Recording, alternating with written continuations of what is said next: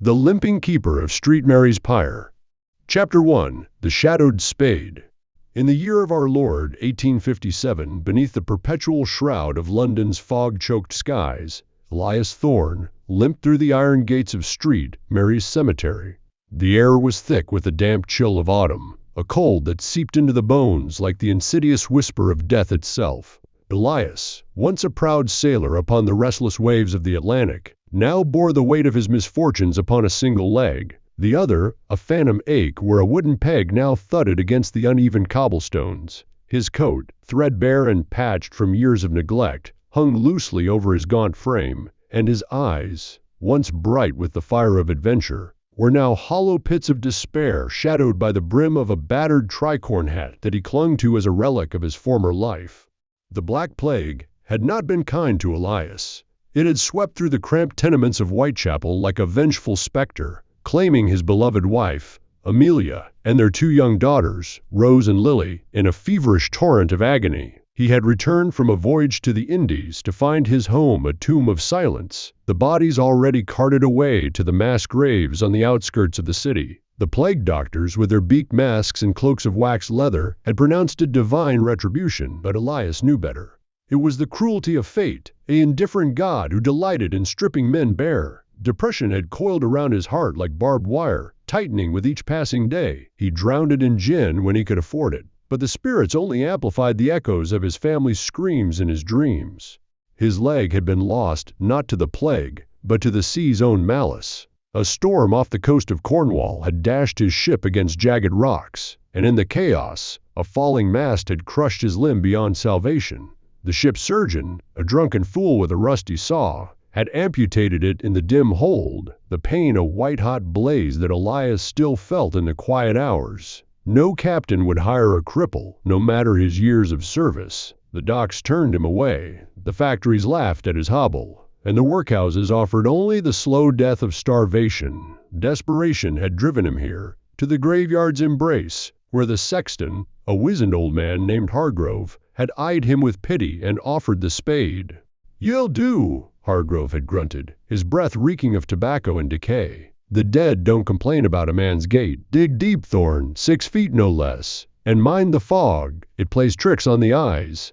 Elias gripped the handle of his spade now, the wood rough against his calloused palms. The cemetery sprawled before him like a labyrinth of forgotten souls, tombstones jutting from the earth like crooked teeth in a gaping maw. Ivy strangled the mausoleums, and the wind whispered through the yew trees, carrying the faint scent of rot. His first job, to prepare a grave for one Mrs. Eleanor Whitaker, a widow of means who had succumbed to consumption in her Mayfair townhouse. The plot was marked by a wooden stake, driven into the soft soil near the cemetery's edge, where the ground sloped down toward the Thames. The river's murky waters lapped invisibly in the distance, hidden by the encroaching dusk. As the sun dipped below the horizon, painting the sky in bruised purples and blacks, Elias set to work. His peg leg sank into the mud with each step, forcing him to lean heavily on the spade for balance. The first thrust into the earth was tentative, the blade slicing through the sod with a wet shuck. He heaved, muscles straining from disuse, and tossed the clod aside. The rhythm came slowly, a grim cadence that echoed his heartbeat. Dig, lift, toss, dig, lift, toss. Sweat beaded on his brow despite the cold, mingling with the fog that rolled in like a living entity, curling around his ankles and climbing higher. Hours passed, or so it seemed in the timeless gloom. The hole deepened, the walls of dirt closing in around him as he descended. At 3 feet the soil turned heavier, clotted with roots and stones that clinked against his spade. His mind wandered, as it often did, to the faces of his lost family. Amelia's gentle smile, the way she had hummed sea shanties while mending his nets, Rose's laughter, high and pure as she chased butterflies in the meager garden behind their home, Lily's tiny hand clutching his finger, her eyes wide with wonder at the tales he spun of distant lands. Gone, all gone, devoured by the plague's black hunger. Tears stung his eyes, blurring the edges of the grave. He paused, leaning on the spade, his breath ragged in the still air. It was then that he heard it, a faint scratching like nails on wood emanating from the earth below. Elias froze, his heart pounding, Rats, he thought, or perhaps a burrowing fox. The cemeteries were rife with vermin, drawn to the feast below. He shook his head, dismissing the sound as the product of his weary mind, and resumed digging. But the scratching persisted, growing louder, more insistent. It seemed to come from deeper, beyond the reach of his spade, a rhythmic scrape that mimicked the desperate clawing of something trapped. The fog thickened, swallowing the distant lanterns of the city. Elias glanced up, but the cemetery had vanished into a white void, the tombstones mere silhouettes in the mist. A chill wind stirred, carrying with it the murmur of voices, indistinct at first, like the babble of a far-off crowd, but swelling into fragmented whispers. "Help! Us!" one seemed to say, a child's voice, plaintive and familiar. Elias's blood ran cold. Lily? No! Impossible! His daughters were ashes in a pauper's pit, their bones mingled with strangers. He dug faster now, driven by a compulsion he could not name. The spade bit deeper, uncovering not just dirt but fragments of bone, yellowed shards that gleamed in the faint moonlight filtering through the fog. This plot was supposed to be virgin soil, Hargrove had assured him. Yet here were remnants, relics of older interments, perhaps disturbed by floods or careless diggers past. Elias's peg leg slipped on a slick root, and he tumbled forward, his hands sinking into the mud. As he pushed himself up, his fingers brushed something hard and unyielding, a coffin lid, splintered and rotten, buried shallower than it should have been. Panic seized him. He scrambled back, but the grave's walls were steep, and his leg betrayed him.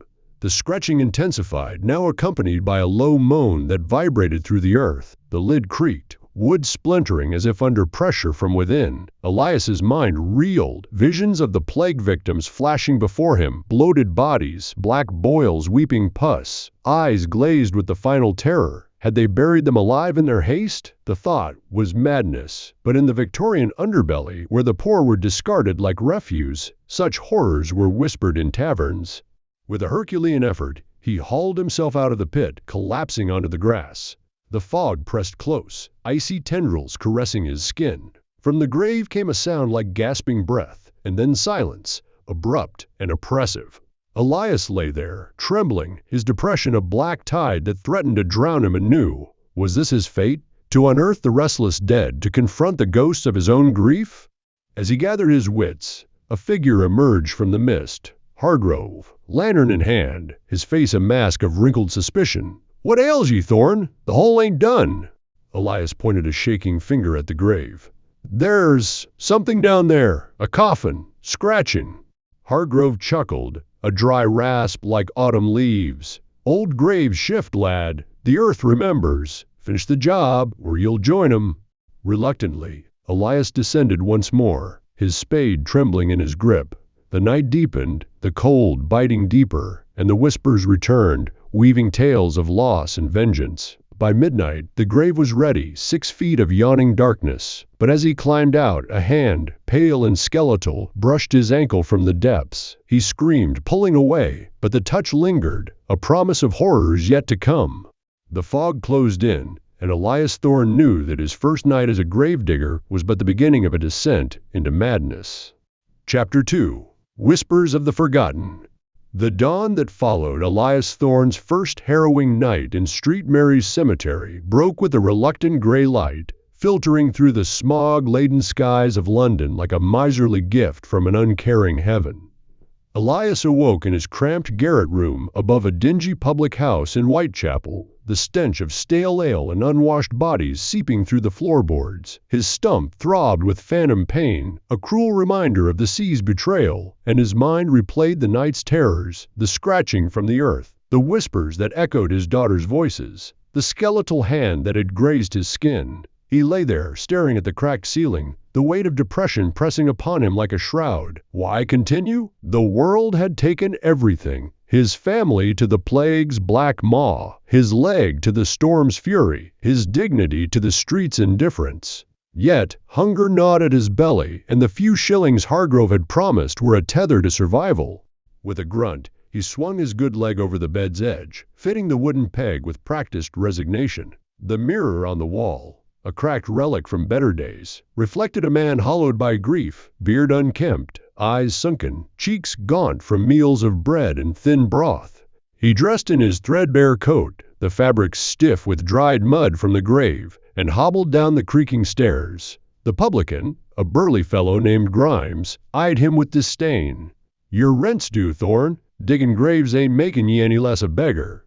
Elias muttered a promise of payment and stepped into the bustling streets. Horse-drawn carriages clattered by, vendors hawked their wares, hot pies, rags, and trinkets, and the fog clung to everything, a perpetual veil that mirrored his inner fog. He made his way to the cemetery, the iron gates looming like sentinels. Hargrove was already there, leaning on a rake, his pipe puffing acrid smoke. "Back, eh? Thought the night might have scared ye off."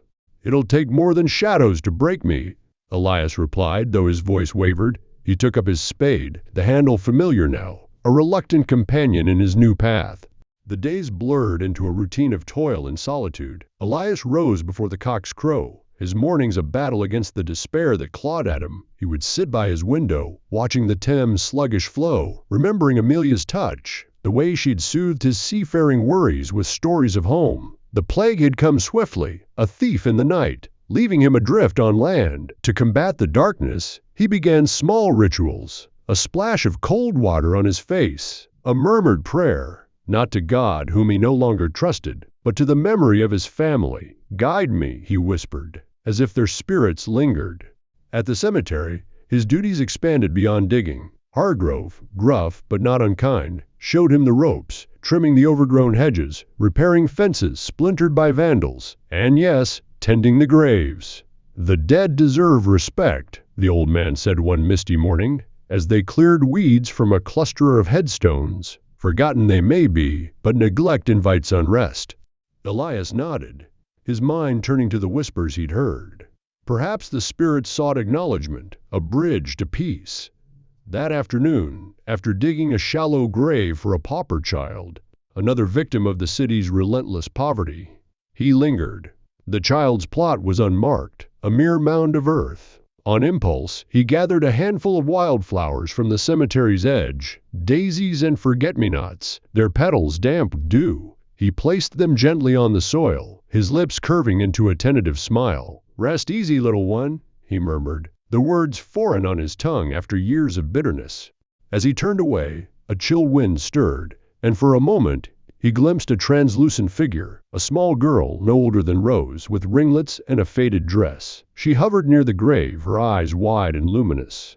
Elias's heart stuttered, but she did not approach. Instead, she faded like mist in sunlight, leaving a sense of calm in her wake. Had he helped her pass? The thought ignited a spark in his chest, a fragile hope amid the depression's gloom.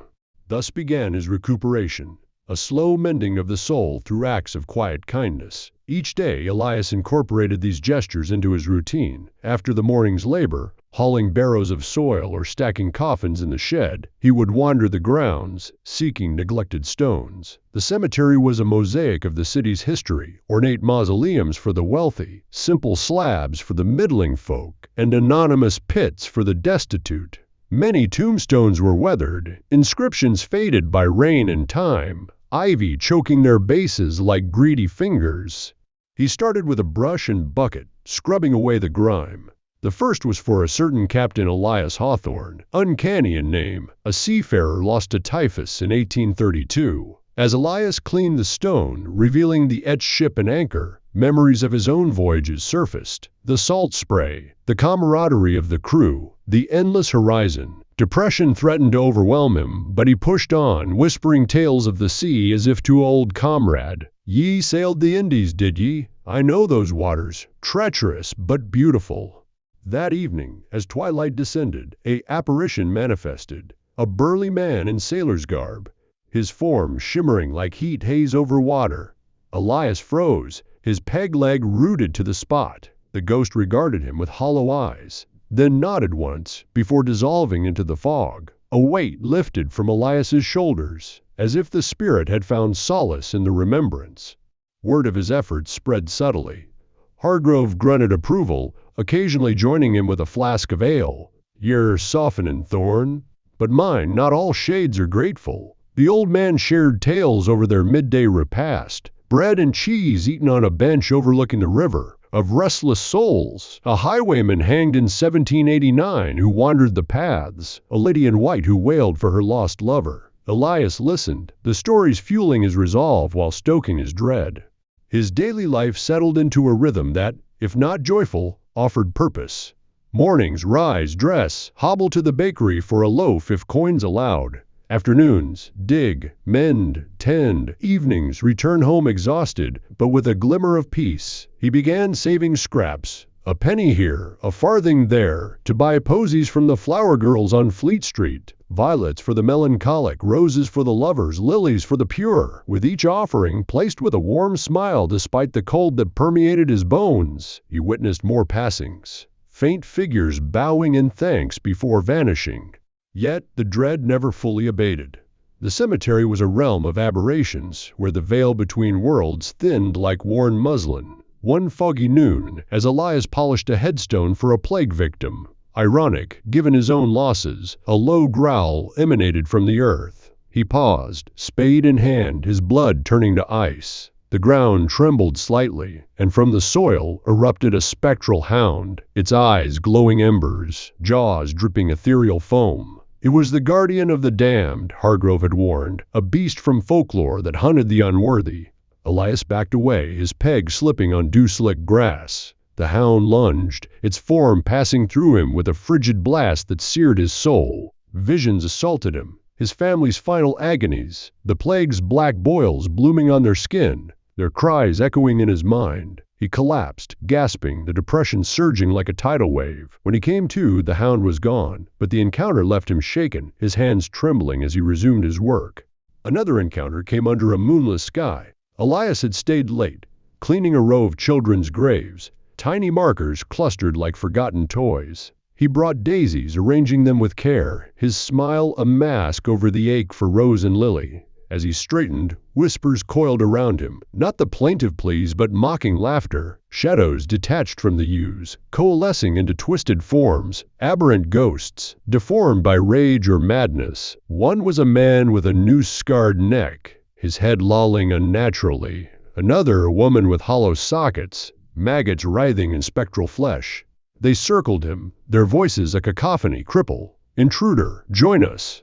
Elias's blood ran cold, his heart pounding like a trapped bird. He swung his spade wildly, but it passed through them harmlessly. Panic clawed at him, memories of the shipwreck mingling with the horror, the mast crushing his leg, the screams of drowning men. "Begone!" he shouted, his voice cracking. Desperate, he knelt by a grave, cleaning furiously, murmuring apologies. One by one, the aberrations faded, repelled perhaps by his intent, but the dread lingered, a cold knot in his gut.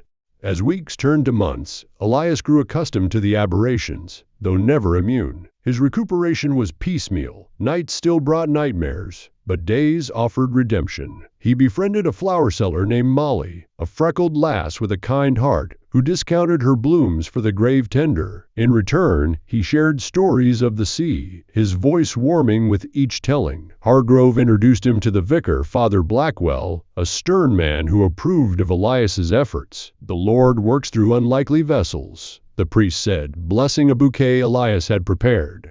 One crisp autumn day, Elias tackled a particularly overgrown section, the plague pits, mass graves from the great mortality of 1665, now overgrown with brambles. The air here was heavier, tainted with an ancient rot. As he cleared thorns, revealing faded markers, a chorus of moans rose. Ghosts materialized en masse, emaciated figures in rags, their skin pocked with boils, eyes fever bright.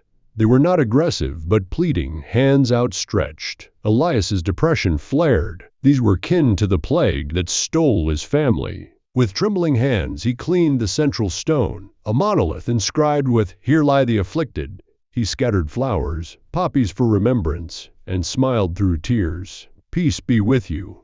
The spirits sighed, a collective release, and began to fade. But one remained, a woman with Amelia's features, though twisted by disease. Elias's breath caught.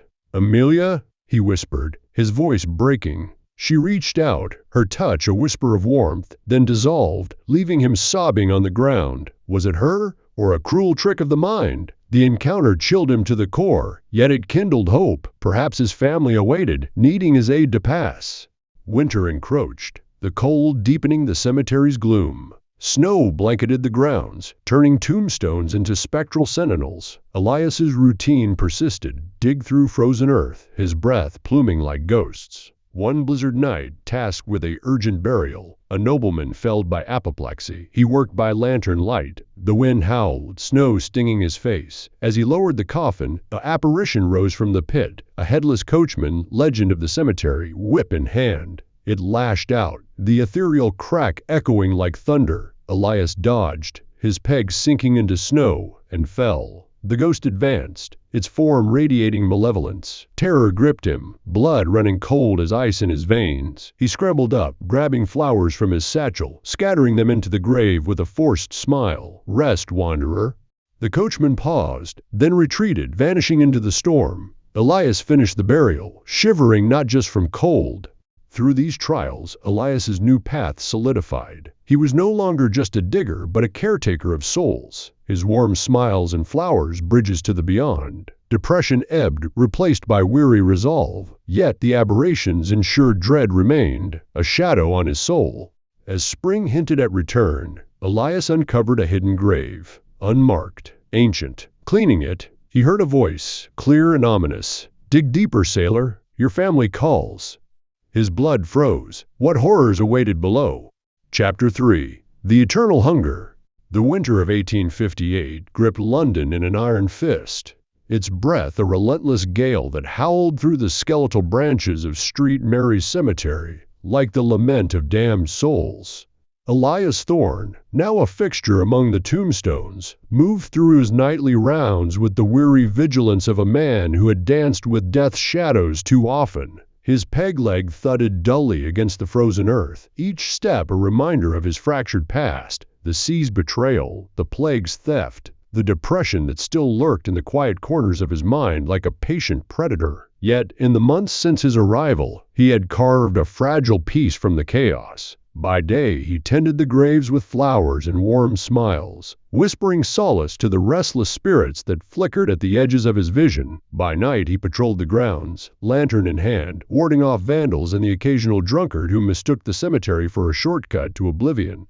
Unbeknownst to Elias, darker forces converged upon St. Mary's. Whispers had spread through the underbelly of the city. Tales of a mad doctor, one Dr. Ephraim Voss, a reclusive anatomist exiled from the Royal College for his grotesque experiments. Voss hungered for bodies, fresh or otherwise, to fuel his obsession with conquering death itself. He dissected the dead in his labyrinthine laboratory, hidden in the bowels of Bethnal Green, seeking the elixir of immortality in rotting flesh and stolen organs. Gold meant nothing to him. It was the secrets of the grave he craved. But his agents, grave robbers, body snatchers, the resurrection men of old, were driven by baser motives. They scoured the cemeteries for easy pickings, selling cadavers to Voss for a purse of coins that could buy gin and fleeting forgetfulness. St. Mary's had caught their eye not for its paupers' pits, but for a forgotten lore. Buried deep in soil were the remains of gold miners from the feverish rushes of the 1820s. Hardened souls who had struck it rich in the Californian wilds and returned to England only to succumb to disease or despair. Their families, laden with nuggets and heirlooms, had interred them with treasures, gold rings on skeletal fingers, pouches of dust sewn into shrouds, lockets heavy with uncut gems. The robbers, mad with greed, believed the cemetery a vault of untold riches, untouched by time or prior thieves. Them miners' bones be lined with gold, they muttered in smoke-filled taverns. We'll be kings 'neath the moon. Elias knew none of this. As the clock tower in the distance struck midnight, he extinguished his lantern to conserve oil, relying on the pale moonlight that pierced the ever-present fog. The air was bitter cold, biting through his coat like spectral teeth, and the ground crunched underfoot with a thin layer of frost. Whispers stirred in the wind, familiar now, the aberrations he had grown accustomed to. A child's giggle from a distant grave, a mournful sigh from the yew trees. He smiled faintly, placing a wilted posy on a weathered stone. "Rest easy," he murmured, his breath clouding like a ghost. But tonight, the whispers carried a warning edge sharper than before. Elias paused, his skin prickling. The fog thickened, rolling in from the Thames like a living shroud, muffling the city's distant clamor. Shadows danced unnaturally, twisting into shapes that defied the light. He shook his head, attributing it to fatigue. Depression had its tricks after all. Phantom pains in his missing leg, echoes of Amelia's voice in the night. He pressed on, rounding the mausoleum row where the wealthy slumbered in marble splendor. It was there, in the heart of the cemetery, that he heard them. The scrape of shovels, not his own, but hurried and clandestine.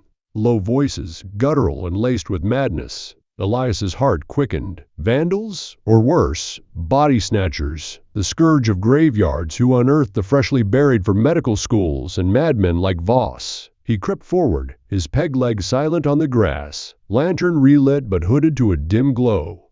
Peering from behind a crumbling angel statue, he saw them, two figures hunched over a grave, their forms grotesque in the moonlight. One was fat, a hulking brute with a belly straining against his filthy waistcoat, his face a map of scars and a mouth twisted by broken teeth that gleamed yellow when he grinned. He wielded a spade with brutish force, laughing and in a wheezy rasp. "Dig, ye lank spectre, them miners' gold'll make us lords. I can feel it, riches in the rot." The other was tall and pale, almost ethereal, his skin stretched taut over bones like a corpse risen too soon. His eyes were sunken pits, glowing with a feverish zeal, and his movements were jerky, as if strings pulled him from the shadows. He muttered incessantly, his voice a hiss, "Gold from the earth, souls from the grave. The doctor'll pay double for these, old bones with treasures clutched tight. Mad? Aye, but we'll be mad with wealth." Elias's blood ran cold. These were no ordinary thieves. Their eyes held the glint of insanity, driven by delusions of hidden fortunes. The grave they desecrated was one he had tended that very day. An old miner's plot, marked by a simple cross etched with a pickaxe. Flowers he had placed wilted under their boots. Rage boiled within him, mingling with dread. These men profaned the peace he had fought to build, stirring the spirits he sought to calm. He stepped forward, lantern raised high.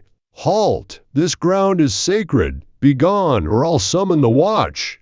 The fat one whirled, spade in hand, his broken-toothed grin widening into a snarl. "Look here, a cripple guarding the dead. What's a one-legged sailor doing in our treasure hunt?" The tall one straightened, his pale face twisting into a mask of ghostly pallor. "He'll join him if he interferes. The doctor needs bodies. Live or dead, makes no matter." They lunged as one, the fat man swinging his spade like a club, the tall one drawing a rusted knife that glinted wickedly. Elias dodged, his peg leg buckling on the uneven turf, but years at sea had honed his reflexes. He parried with his own spade, the clang echoing through the fog like a death knell. The fight was desperate, the night air filled with grunts and curses. The fat robber's blow grazed Elias's shoulder, tearing cloth and drawing blood, a hot sting that fueled his fury. "You'll not rob these souls," Elias roared, swinging low to sweep the tall one's legs. The pale fiend fell with a hiss, but rose swiftly, knife slashing. Elias felt the blade nick his cheek, warm blood trickling down his face. He stumbled back, depression's black tide rising. Why fight? Let them take him, reunite him with Amelia and the girls. But no, the spirits depended on him, their whispers urging him on.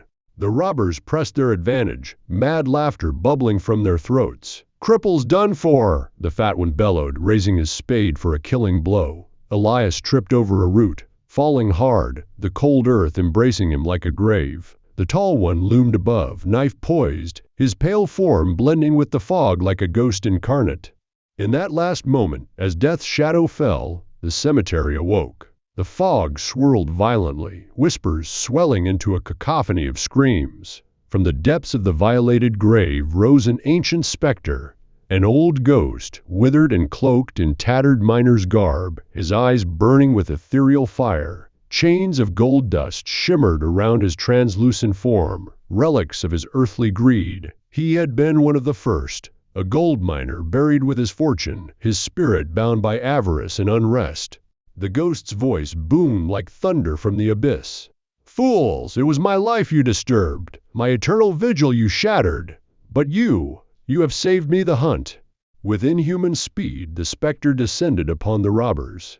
The fat one screamed as ghostly hands clutched his throat, his broken teeth chattering in terror. The tall one slashed wildly, but the knife passed through air, the ghost's form coalescing only to tear. Spectral claws raked their flesh, drawing no blood but siphoning life itself. Their faces aging rapidly, skin wrinkling, eyes dimming. They writhed, mad eyes bulging, as the ancient ghost drained them, their bodies crumpling like deflated sacks onto the frost-kissed ground. Elias lay frozen, horror rooting him. The ghost turned, its gaze piercing his soul. You, tender of graves, have served well.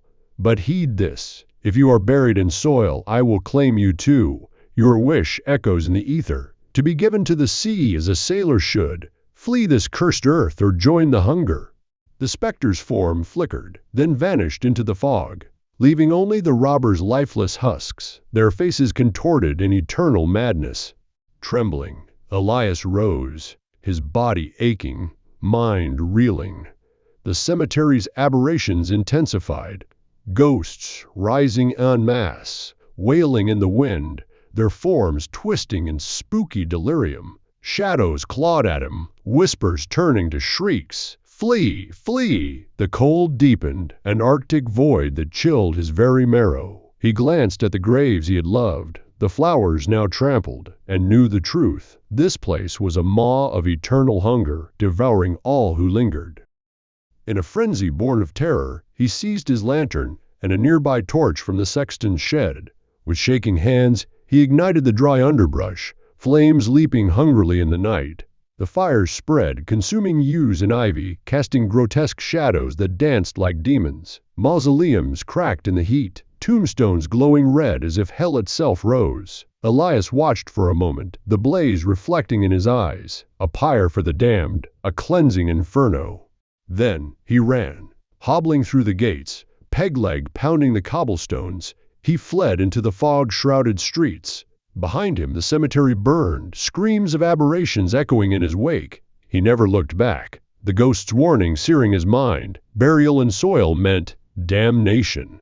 Dawn found him at the docks, the Thames' murky waters calling like an old lover. He bartered his last coins for passage on a merchant ship bound for the Indies. The sea, his first home, now his salvation. As the vessel cast off, Elias stood at the rail, the city's smoke rising in the distance. Depression lifted like mist in sunlight. The waves promised peace, a burial among the depths if fate decreed. He never set foot on land again, sailing eternal, his ashes one day scattered to the ocean's embrace. And in St. Mary's ruins, the ancient ghost waited, hunger sated, for now.